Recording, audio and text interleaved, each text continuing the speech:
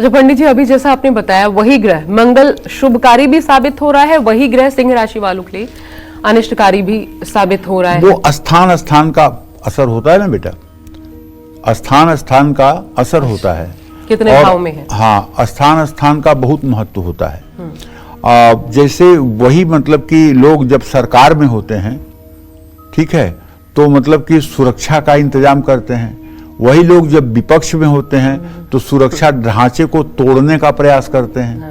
हाँ, आंदोलन करके, हड़ताल करके सुरक्षा व्यवस्था को तोड़ने का प्रयास करते हैं।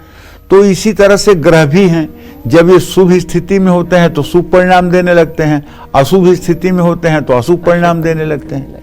एक ही ग्रह शुभ और अशुभ दोनों परिणाम दे सकता है, बस ट्रांजिट की बात है, गोचर की बात। एक और चीज बता दीजिए पंडित जी, आपने बहुत बार बताए हैं कि अगर आप सुबह उठ करके सूर्य को जल अर्पित करते हैं तो वो कैसे आपके मानसिक, सबसे पहले तो आपके मानसिक स्तर पर उसका सुधार, डिप्रेशन, तमाम चीजों में क्या क्या, मैं आपसे पूछूं पॉइंट वाइज अगर आप बता पाए, सूर्य को जल डालना कितना हितकारी है, लाभकारी है, किसी के भी जीवन में क्या क्या बदलाव लाता है? जिस तरह से मनुष्य को जीने के लिए प्राणवायु की आवश्यकता है, अगर ये श्वास 1.5 मिनट के लिए रोक दी जाए तो मनुष्य मर जाएगा।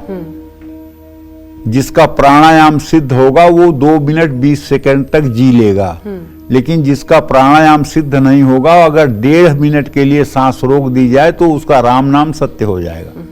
ठीक है, उसी तरह से मनुष्य के लिए सूर्य आवश्यक है, प्राणवायु की तरह। सूर्य की रश्मियां हमारे आत्मविश्वास को बढ़ाती हैं, हमारे शरीर के रोगों को मिटाती हैं, और सबसे बड़ी बात, किसी के अंदर अगर धैर्य है तो सूर्य के द्वारा निर्मित है, अगर आत्मविश्वास है तो सूर्य के द्वारा है।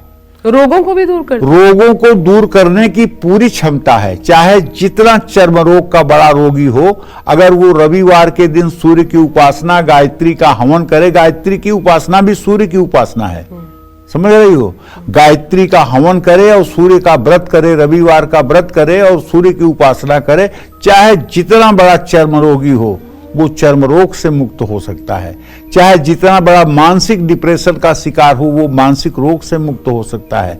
हड्डियों की कितनी बड़ी समस्या हो उससे मुक्ति मिल सकती है। सूर्य को तो हाँ, इसीलिए सनातन धर्म में संध्या वंदन का महत्व है, और संध्या का पहला कर्म होता है सूर्य को अर्घ देना, उसके बाद प्राणायाम करना, उसके बाद गायत्री करना। ये संध्या के 3 कर्म प्रातः सायं दोनों समय के लिए शास्त्रों में कहे गए हैं। इसीलिए सूर्य की उपासना सबसे प्रमुख उपासना मानी जाती है।